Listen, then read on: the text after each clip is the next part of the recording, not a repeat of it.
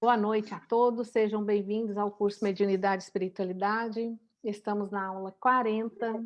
Olha que coisa boa. Eu vou ler agora o Evangelho, capítulo 16. Parábola do mal rico. Havia um homem rico que vestia púrpura e linho e se tratava magnificamente todos os dias. Havia também um pobre, chamado Lázaro, deitado à sua porta, todo coberto de úlceras, que muito estimaria poder mitigar a fome com as migalhas que caíam da mesa do rico. Mas ninguém lhes dava, e os cães lhe vinham lamber as chagas. Ora, aconteceu que esse pobre morreu e foi levado pelos anjos para o seio de Abraão. O rico também morreu e teve por sepulcro o inferno. Quando se achava nos tormentos, levantou os olhos e viu de longe Abraão e Lázaro em seu seio. E exclamando, disse essas palavras: Pai Abraão, tem piedade de mim. Manda-me Lázaro, a fim de que molhe a ponta do dedo na água para me refrescar a língua, pois sofro horrível tormento nestas chamas. Mas Abraão lhe respondeu: Meu filho, lembra-te de que recebestes em vida teus bens e que Lázaro só teve males, por isso ele agora está na consolação e tu nos tormentos. Ao demais, existe para sempre um grande abismo entre nós e vós, de sorte que os queiram passar daqui para aí, não podem, como também ninguém pode passar do lugar onde estás para aqui. Disse o rico: Eu então te suplico, pai Abraão, que o mandes à casa de meu pai, onde tenho 5 irmãos, a dar-lhes testemunho destas coisas, a fim de que não venham também eles para este lugar de tormento. Abraão lhe retrucou: Eles têm Moisés e os profetas, que os escutem. Não, meu pai Abraão, disse o rico. Se algum dos mortos for ter com eles, farão penitência. Respondeu-lhe Abraão: Se eles não ouvem a Moisés, nem aos profetas, também não acreditarão, ainda mesmo que algum dos mortos ressuscite. São Lucas, capítulo 16, versículo de 19 a 31. Então, nesse momento, rogamos ao nosso Mestre Jesus o teu amor e a tua luz em nós.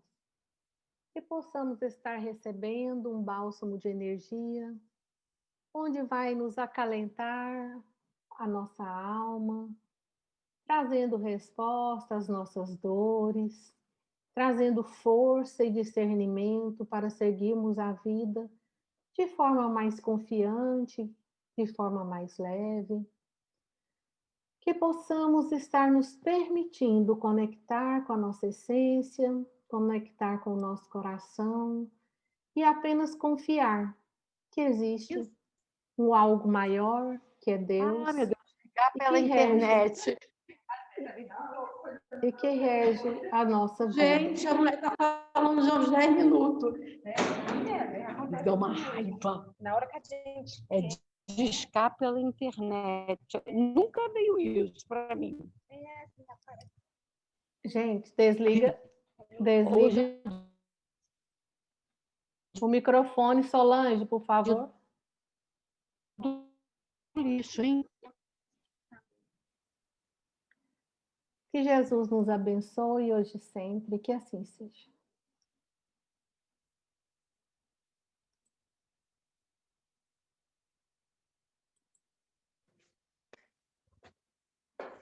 Então, hoje, nós vamos falar sobre o capítulo 21, haverá falsos cristos e falsos profetas, instrução dos espíritos, os falsos profetas, caracteres do verdadeiro profeta, os falsos profetas da reticidade, Jeremias e os falsos profetas.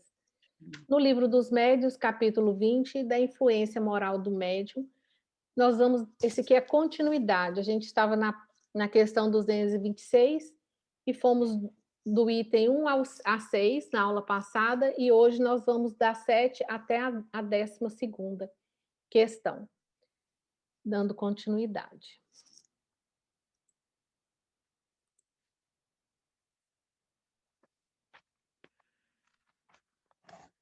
Instrução.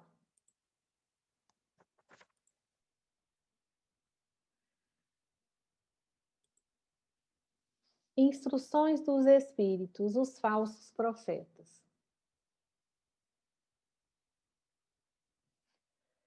É assim, meus irmãos, que deveis julgar. São as obras que deveis examinar. Se os que se dizem investidos de poder divino revelam sinais de uma missão de natureza elevada, isto é, se possuem no mais alto grau as virtudes cristãs e eternas, a caridade, o amor, a indulgência, a bondade que concilia os corações, se, em apoio das palavras, apresentam os atos, podereis então dizer: estes serão realmente enviados de Deus. Então, Kardec coloca sempre a questão para que nós possamos ser críticos, que nós possamos estar sempre ponderando, né? E aí ele chama a atenção para esses falsos profetas. Então, até coloquei essa figurinha aqui que eu achei que é bem assim. Tem pessoas que pregam, né, cegamente, e as pessoas os seguem cegamente. E aqui o Kardec nos convida a ter esse discernimento, e o espiritismo, ele nos traz muito a razão. Ele sempre nos mostra que a gente tem que ter uma fé raciocinada, uma fé onde faça sentido, mas não uma fé cega, aquela fé que fala: olha, você tem que fazer assim. Por quê? Porque eu estou mandando, porque Deus mandou. Em nome de Deus, muita coisa ruim aconteceu. Os homens colocam em sua boca o nome de Deus, e muitas até guerras santas aconteceram usando o nome de Deus. Então, que possamos ter esse discernimento de olhar com amor, olhar a atitude das pessoas, porque uma coisa é a pessoa falar da boca para fora algo decorado, outra coisa é a vivência, é o olhar, é o toque, é você vivenciar o evangelho. Esses sim são os verdadeiros profetas. Os falsos profetas, não. Não, o Cristo não está entre esses, porquanto os que ele envia para propagar a sua santa doutrina e regenerar o seu povo serão, acima de tudo, seguindo-lhe o exemplo, brandos e humildes de coração, o que hajam como exemplo e conselhos que prodigalizem, de salvar a humanidade que corre para a perdição e pergava por caminhos tortuosos. Serão essencialmente modestos e humildes. De tudo o que revele um átomo de orgulho. Fugir, como de uma lepra contagiosa que corrompe tudo em que toca. Lembrai-vos de que cada criatura traz na fronte, mas principalmente nos atos, o cunho da grandeza ou da sua inferioridade.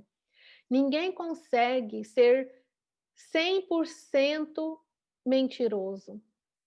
Se a pessoa prega alguma coisa e aquilo não sai do coração, não é algo verdadeiro nela, ela não vai conseguir colocar aquilo em prática. Então ela fala: amai ao próximo como a si mesmo. E aí chega em casa, maltrata as próprias pessoas da casa, não tem paciência com o filho, não tem paciência com o marido, né? Com a mãe, com o tio, com alguém que geralmente sempre na família temos pessoas que têm uma dificuldade. E nós, espíritas, temos que entender que cada um tem o seu processo de evolução, tem as suas dificuldades, e se elas estão no nosso caminho, não é por acaso. Não existe o por acaso, né? Até nós trabalhamos esse conto da outra vez, onde nós trabalhamos que nada acontece por acaso. Então, precisamos usar da palavra do Evangelho para modificarmos aqui, ó, dentro de nós. Desconfiai dos falsos profetas. É útil em todos os tempos essa recomendação, mas, sobretudo, nos momentos de transição em que, como no atual, se elabora uma transformação da humanidade, porque então uma multidão de ambiciosos e intrigantes se arvoram em reformadores e messias. Então, observemos a atitude, o dia a dia. Quem são essas pessoas que pregam, que falam de Deus e tudo? E o que eles exigem das pessoas? Eles estão pregando por um amor e fazendo o bem sem olhar a quem, e fazendo o bem sem esperar nada em troca? Ou ele quer reconhecimento? Como está a questão do orgulho nessas pessoas? A humildade? Quem realmente decide, né, propagar o evangelho, a primeira coisa que nós temos que trabalhar em nós é a humildade. A humildade de que nada sabemos, que nós estudamos, estudamos, estudamos, mas ter a humildade de entender que a nossa ação tem que ser humilde, em primeiro lugar. A vez de concluir que o verdadeiro missionário de Deus tem de justificar pela superioridade, pelas suas virtudes, pela grandeza, pelo resultado e pela influência moralizadora de suas obras, a missão de que se diz portador. Um é humilde e modesto, o outro orgulhoso e cheio de si. Fala com altivez e, como todos os mendazes, parece sempre temeroso de que não lhe deem crédito. Então, aquele que é humilde e modesto, ele simplesmente vai fazer por amor. Ele vai fazer, usar a palavra vinda do coração. E quando isso é verdadeiro, ela simplesmente sintoniza e planta semente no coração das pessoas. É assim que funciona. E quando a pessoa é orgulhosa e fica, né, se achando que por ela, talvez na vida, ter tido uma oportunidade de conhecimento, de estudar, porque tem pessoas que às vezes têm um pouco de facilidade no entendimento, tem a facilidade da fala, mas nem por isso ela é melhor do que o outro que tem dificuldade. Às vezes o outro entendeu do jeito dele, está tudo certo. O importante é a mudança interior, é a pessoa olhar para aquilo que está sendo estudado e colocar em prática, trabalhar as nossas mazelas interiores.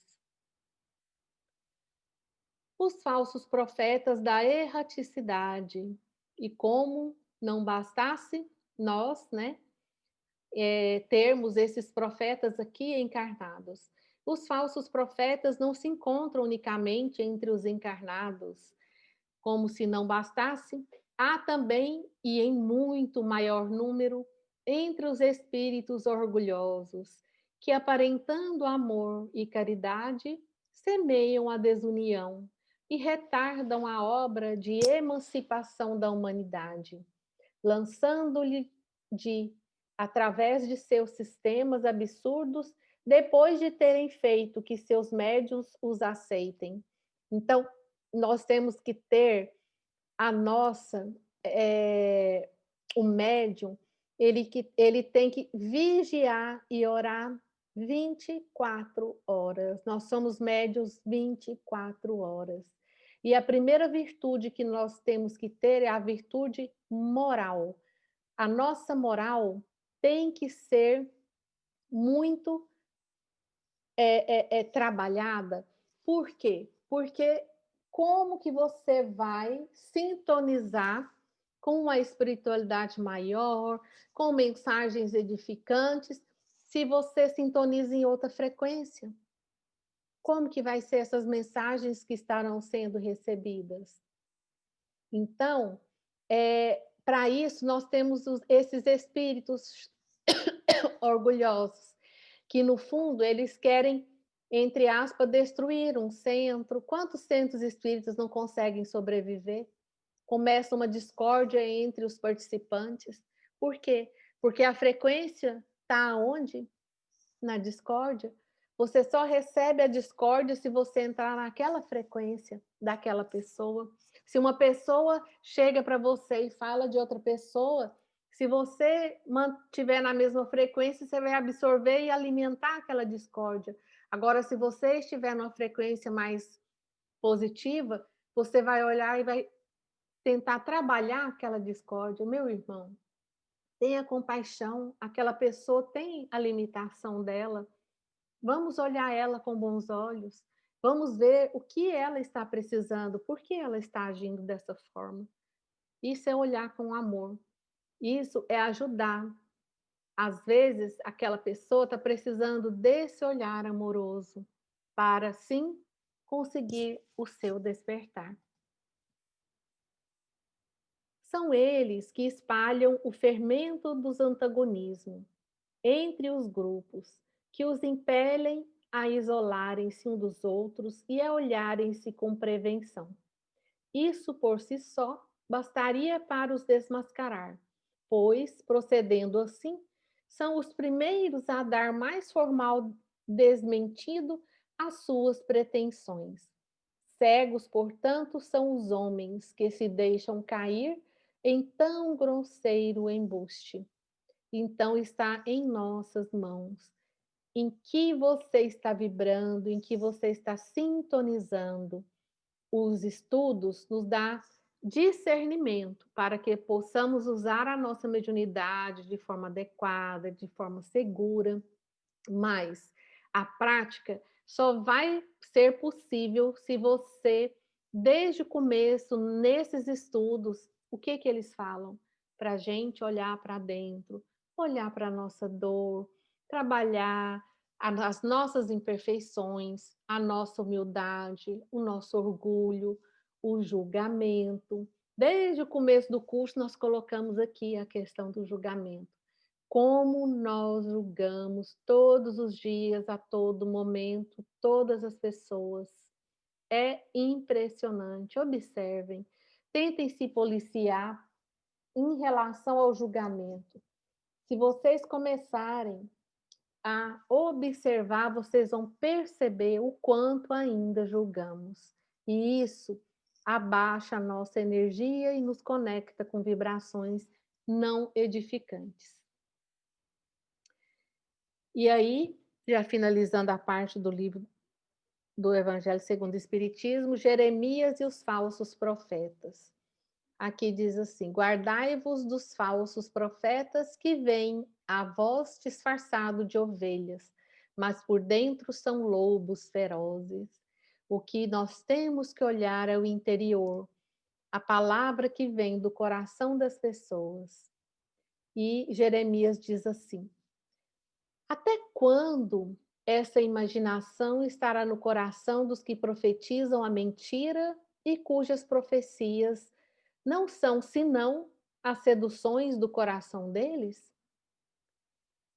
Se, pois, este povo, ou um profeta, ou um sacerdote vos interrogar e disser: qual o fardo do Senhor? Dir-lhe-eis: vós mesmos sois o fardo, e eu vos lançarei bem longe de mim, diz o Senhor.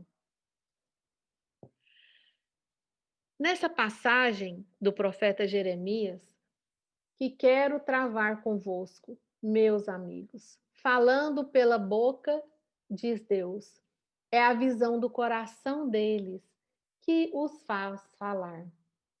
essas palavras claramente indicam que já naquela época os charlatões e os exaltados abusavam do dom de profecia e o exploravam.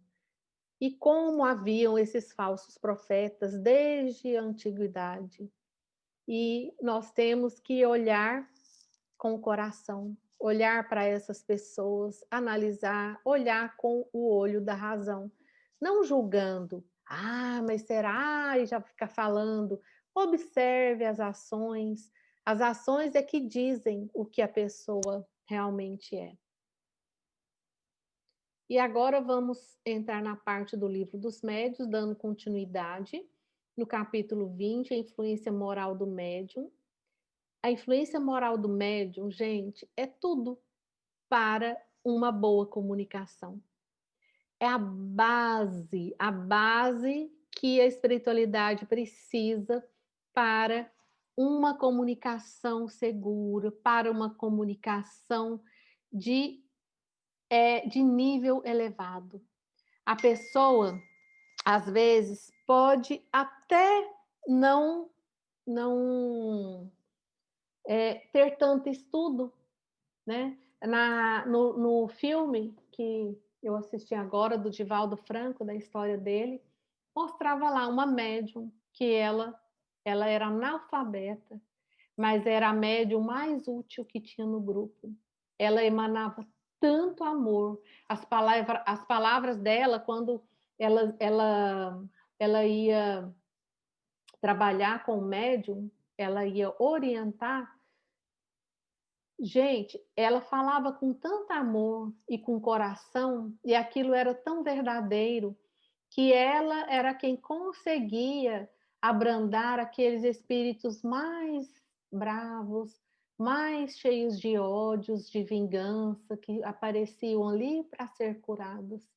Então, a leveza do coração real é o que vai fazer a diferença em qualquer comunicação mediúnica.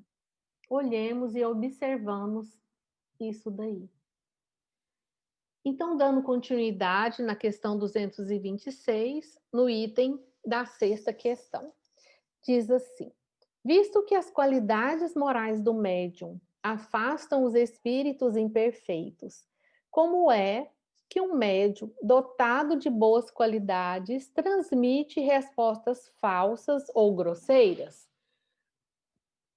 Conheces, porventura. Só um minuto. Conheces, porventura, todos os escaninhos da alma humana? Demais pode a criatura ser leviana e frívola, sem que seja viciosa. Também isso se dá porque às vezes ele necessita de uma lição, a fim de manter-se em guarda. Quem lê as obras do Chico e vê o tanto que Chico era testado.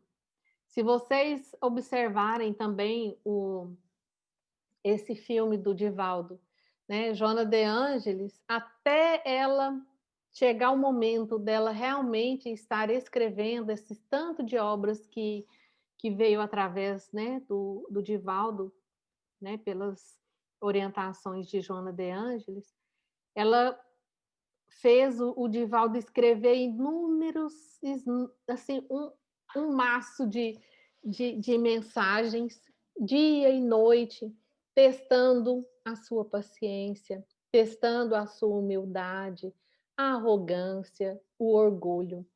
Quando ela percebeu que isso havia sido trabalhado nele, aí sim ela sentiu que podia confiar.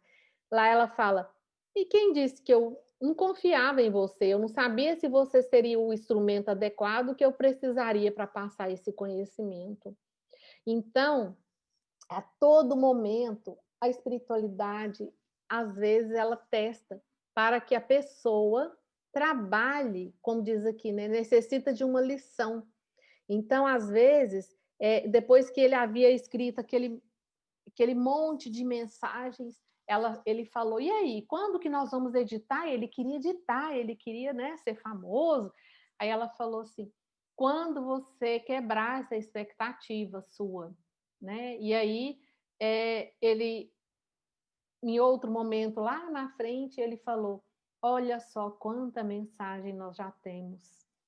A hora que você decidir, nós podemos publicar, falou para ela. Aí ela falou, sabe, eu acho que agora é chegada a hora, mas nós vamos começar. E ele falou, como assim? Você vai pegar todo esse material e vai queimar na fogueira. Ele falou, o quê? Queimar na fogueira? Ela, sim. Como assim? Apenas faça. Nós temos que começar do início. Isso daí era apenas um treino.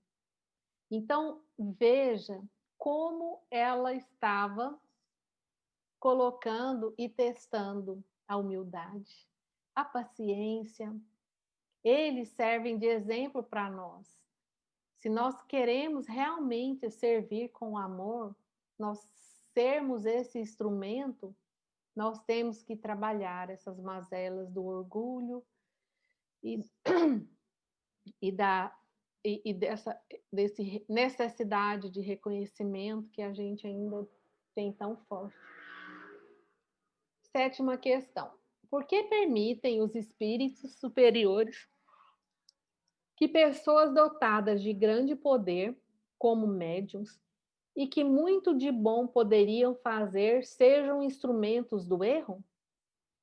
Os espíritos de que falas procuram influenciá-las, mas quando essas pessoas consentem em ser arrastadas para o mau caminho, eles a deixam ir.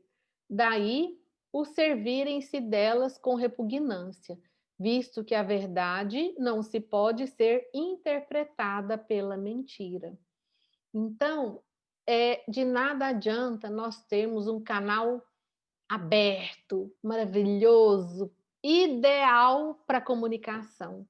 Mas se nós não tivermos uma moral íntegra, se nós não estivermos trabalhando essas questões internas nossas, nós não somos bons instrumentos de comunicação.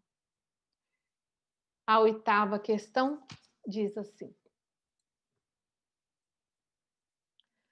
será absolutamente impossível se obtenham boas comunicações por um médium imperfeito? Um médium imperfeito pode algumas vezes obter boas coisas. Por quê? Se dispõe de uma bela faculdade. Não é raro que os bons espíritos se sirvam dele, à falta de outro, em circunstâncias especiais. Porém, isso só acontece momentaneamente, porquanto, desde que os espíritos encontrem um que mais lhe convenha, dão preferência a este. Então, é o que ele fala, de que adianta ter uma bela faculdade e não estar preparado internamente. A nota diz assim: deve-se observar que quando os bons espíritos veem que um médium deixa de ser bem assistido e se torna, pelas suas imperfeições, presa de espíritos enganadores, quase sempre fazem surgir circunstâncias que lhes desvendam os defeitos e o afastam das pessoas sérias e bem intencionadas, cuja boa fé poderia ser ilaqueada. Neste caso, quaisquer que sejam as faculdades que possua, seu afastamento não é de causar saudades. Então, às vezes, quando a pessoa não está usando a mediunidade de forma adequada, né, a serviço do Cristo, o que acontece? Algumas vezes ela perde essa faculdade. E isso se torna, às vezes, uma bênção, porque, às vezes, com essa faculdade, ele vai aumentar a sua dívida, né? Então, tamanha é a imperfeição e ignorância que nós, aqui, encarnados, ainda somos. Qual o médium que se poderia qualificar de perfeito? Perfeito? Ah, bem sabe que a perfeição não existe na terra, sem o que não estaríeis nela. Dize, portanto, um bom médium, e já é muito. Por isso que eles são raros. Médium perfeito seria aquele contra o qual os maus espíritos jamais ousassem uma tentativa de enganá-lo. O melhor é aquele que, simpatizando somente com os bons espíritos, tem sido o menos enganado. Nesse planeta Terra não existe perfeição. As próprias histórias desses grandes missionários que vieram, Chico Xavier, Divaldo, são pessoas imperfeitas. Quantas vezes os seus mentores tinham que mostrar e trabalhar com eles?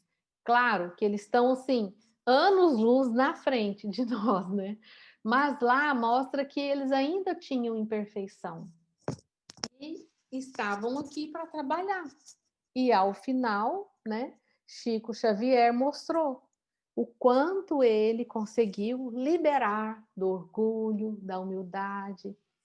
Ele foi exemplo de mudança. Como ele melhorou como pessoa, quantas pessoas ele ajudou nessa encarnação que ele veio como Chico Xavier. Se ele só com os bons espíritos simpatiza, como permitem que estes que seja enganado?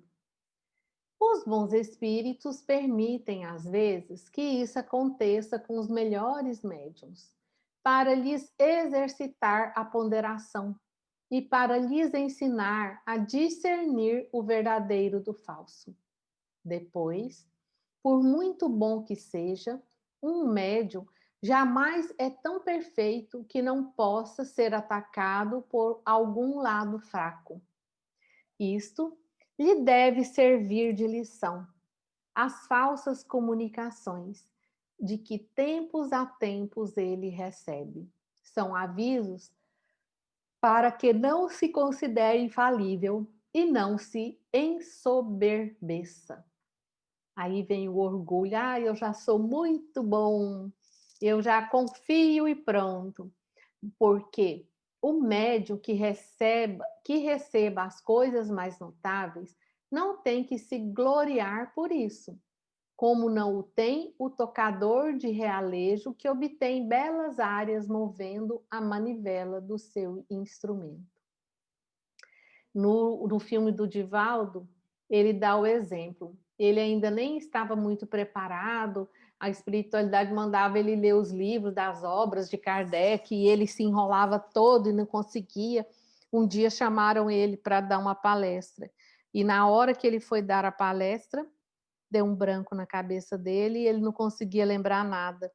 E aí veio um espírito amigo e fez ele fazer a palestra. E aí as pessoas, nossa, que bom, foi ótima a palestra. Aí, quando terminou a palestra, Joana de Anjos falou, ele estava lá todo orgulhoso, feliz das pessoas batendo na costa dele. E ela falou, uai, de que você está orgulhoso? De que você está feliz? A palestra não foi sua? Quem falou foi ele? Falou para ele. Então, a todo momento está nos mostrando a questão, né, de que nós temos que ter essa grande humildade. Já quase finalizando, quais as condições necessárias para que a palavra dos espíritos superiores nos chegue isenta de qualquer alteração? Querer o bem, repulsar o egoísmo e o orgulho. Ambas essas coisas são necessárias. E será que é fácil trabalhar o egoísmo e o orgulho? Como vocês estão olhando para isso, trabalhando o seu egoísmo e o seu orgulho? Como que nós estamos? Precisamos estar observando todos os dias no nosso caminhar. E a última questão: uma vez que a palavra dos espíritos superiores não nos chega pura, se não em condições difíceis de se encontrarem preenchidas, esse fato não constitui um obstáculo à propagação da verdade? Não, porque a luz sempre chega ao que a deseja receber. Todo aquele que queria esclarecer-se deve fugir às trevas, e as trevas se encontram na impureza do coração. Os espíritos que considerais como personificações do bem não atendem de boa vontade ao apelo dos que trazem o coração manchado pelo orgulho, pela cupidez e pela falta de caridade. Expurguem-se, pois, os que desejam esclarecer-se de toda vaidade humana e humilhem a sua inteligência ante o infinito poder do Criador. Esta a melhor prova que poderão dar da sinceridade do desejo que os anima. É uma condição a que todos podem satisfazer. Então, fica a mensagem. Vamos olhar. A gente fica vaidoso? Como que você está em relação à vaidade? Como estamos trabalhando essa vaidade? Essa vaidade que nos leva ao orgulho e que é uma energia pesada, que é uma energia do nosso ego, que nos leva para a criança, que é onde a criança não consegue ter um olhar de adulto e tomar decisões e fazer diferente e tentar melhorar.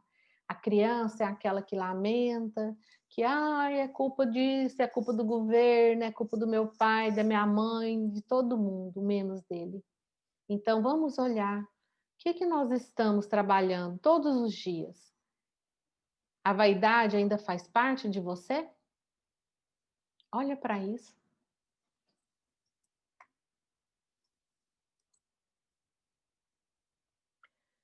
E para finalizar, eu vou contar para vocês um conto. A ostra e a pérola. Em um outro momento aqui na aula, eu trabalhei uma questão parecida. Mas essa daqui é um pouquinho diferente, mas com a mesma mensagem. Então diz assim: adoro pérolas, pela delicadeza e origem. A origem das pérolas começa quando um grão de areia vai para dentro do corpo da ostra e causa uma irritação, uma invasão e uma dor. A ostra, então, tenta aliviar sua dor. Como defesa, libera uma substância chamada nácar, que envolverá o grão. As camadas de nácar depositadas no grão formam uma substância lisa e compacta, que após um tempo necessário formará o que chamamos de uma bela pérola.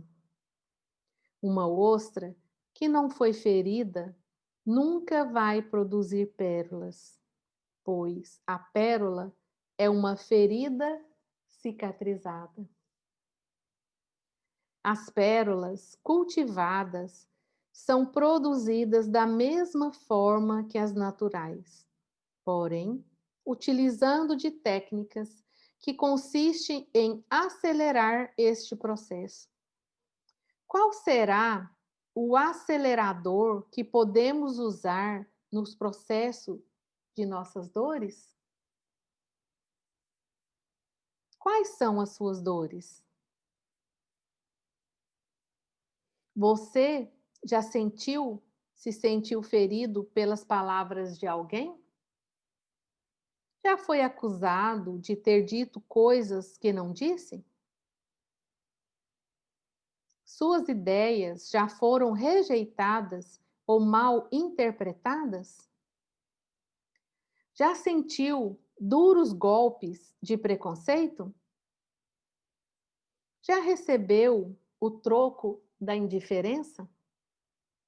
Então, você já produziu uma pérola em volta das suas dores? Pérolas são produtos dos processos, as aprendizagens dos sofrimentos que vivenciamos na vida. Estes são as nossas pérolas. Temos a possibilidade de envolver e dissolver nossas mágoas com várias camadas de amor e seguir em frente. E em um outro caminho acontece o cultivar do ressentimento, deixando nossas feridas abertas, não permitindo que cicatrizem. Fabricar pérolas ou manter as dores? O que você vem fazendo com você? Fabricando pérolas ou mantendo, alimentando essas dores? Cada um, com seus motivos, seguem seus caminhos na vida. Para isso temos o livre-arbítrio que Deus colocou, para que possamos fazer do nosso jeito. A opção está na nossa mão. Não há um certo ou errado, não há uma dor sem coerência. Cada um, com sua singularidade, carrega o seu processo. E a natureza, sempre sábia, não impõe nem sugere, só nos oferece a lição, deixando a escolha de acelerarmos ou não o processo de bem-estar na vida. A ostra e a pérola nos lembrarão sempre dessa possibilidade. Espero que tenham gostado. Era a mensagem que hoje eu gostaria de compartilhar com vocês. Espero que faça sentido no coração. Lembrando que sempre temos em nossas mãos a opção de alimentar aqueles pensamentos que nos fazem bem. Está em nossas mãos. Pensamentos mal alimentados viram crenças limitantes que bloqueiam a nossa energia, bloqueiam a nossa vida, a vida fica pesada. Então vamos olhar com carinho quais são as pérolas que nós estamos cuidando. Que ferida você está cicatrizando? Vale a pena ficar alimentando as dores, os ressentimentos, as mágoas? Fica aí a mensagem no coração de vocês, que possamos, cada um de nós, fazer diferente, fazer melhor, um pouquinho a cada dia, ok? Beijinho. Fiquem bem. Obrigada. Eu agradeço aqui a presença de cada um de vocês. Espero ter contribuído aí um pouquinho com vocês na noite de hoje. E que Jesus possa nos abençoar, que cada um de vocês tenha um final de semana tranquilo, com harmonia, olhando para essas histórias que nós vimos aqui, cuidando das pérolas de vocês, cicatrizando as dores, né? Tá bom? Então tá. Um beijinho, fiquem bem e muito obrigado por estarem aqui.